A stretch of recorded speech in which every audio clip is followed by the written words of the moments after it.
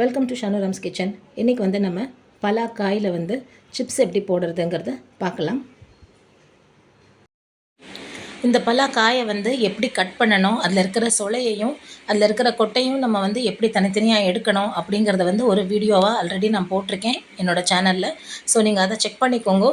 So that உங்களுக்கு வந்து இந்த பலாக்காயை வந்து கட் பண்ணுறதுக்கான டிப்ஸ் அண்ட் ட்ரிக்ஸ் அதுலேயே உங்களுக்கு இருக்கும்.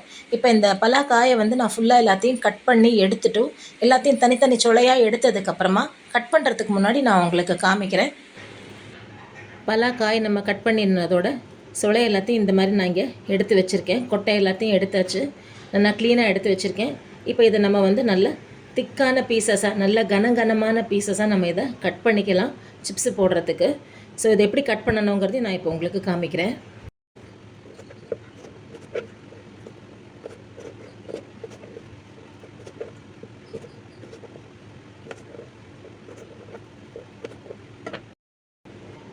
இந்த அளவுக்கு நல்ல பெரிய பெரிய பீசஸாக கட் பண்ணிக்கோங்க.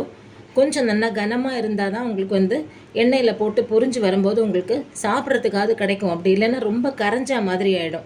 அதனால் இந்த அளவுக்கு பெரிய பீசஸாக கட் பண்ணிக்கோங்க. இப்போ இந்த பலாக்காய் நம்ம எடுத்து வச்சுருக்கோம் இல்லையா, இதை எல்லாத்தையுமே ஃபுல்லாக நறுக்கி முடிச்சுட்டு நான் உங்களுக்கு கொண்டு வந்து காமிக்கிறேன். நல்லா பெருசு பெருசாக நறுக்கி எடுத்துன்னு வந்தாச்சு. ஒரு பக்கம் எண்ணெயும் சூடாயின்ட்டுருக்கு. இப்போ நம்ம பொரிக்கிறதுக்கு ஆரம்பிக்கலாம்.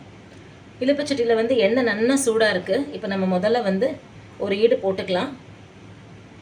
எப்பயுமே வந்து எண்ணெயில் எதையும் நம்ம போடுறதுக்கு முன்னாடி அடுப்பை வந்து நல்லா சிம்மில் வச்சுக்கோங்க. எண்ணெய் அதாவது நல்லா காஞ்சதுக்கு அப்புறமா அடுப்பை நல்லா சிம்மில் வச்சுட்டு அதுக்கப்புறமா போடுங்க, இல்லைன்னா கையில் ஆவி அடிக்கும். நம்ம பொரிக்கிறது வந்து எப்படி இருக்கணும் அப்படின்னா, அந்த கலர் மாறக்கூடாது. அட் த சேம் டைம் நல்லா சைட்ஸ் மட்டும் இல்லாமல் நடு பாகத்துலேயும் வந்து அந்த சிப்ஸ் வந்து நல்லா முறுமுறுன்னு இருக்கணும். ரொம்ப அடுப்பை பெருசாக வச்சுட்டேன்னா டக்குன்னு வந்து பொரிஞ்சிரும். அதாவது சைட்ஸ் எல்லாம் வந்து நல்லா ப்ரௌன் கலர் வந்துடும், ஆனால் சென்டரில் வந்து அப்படியே மெத்துன்னு இருக்கும். அந்த மாதிரி ஆகிடுத்துனாக்கா உங்களுக்கு வந்து நாள் பட நிற்காது.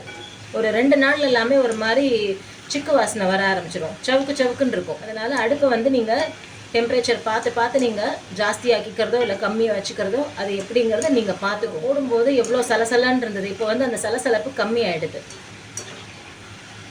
இது இன்னும் கொஞ்சம் கூட கம்மியாகிடுதுனாக்கா உங்களுக்கு இது நல்லா பொரிஞ்சும் வந்திருக்கும்.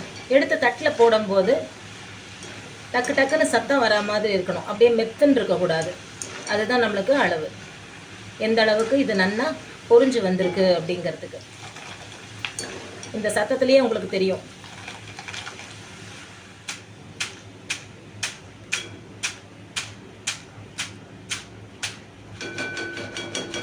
நல்லா எண்ணெயை ஒட்ட வடித்து எடுத்தாச்சு.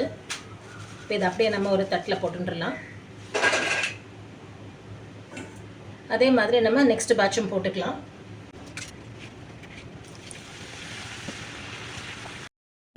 இப்போ இந்த கரண்டியில் இருக்கிறது வந்து 2வது ஈடு. நல்லா சலசலன்னு வந்துடுது.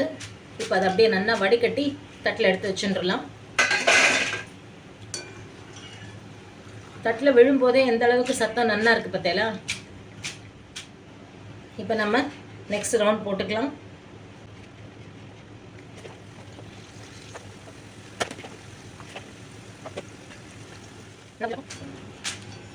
அவ்வளோதான், நம்மளோட கடைசி பேட்சும் நம்ம ரெடி பண்ணியாச்சு.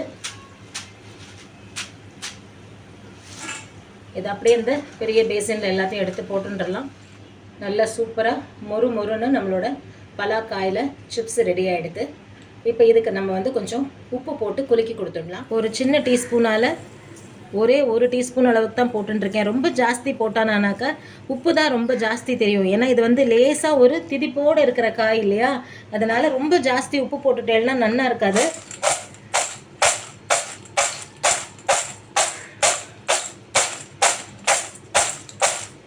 நல்ல மொறுன்னு பொரிஞ்சதுக்கான அடையாளமே இந்த சத்தம்தான்.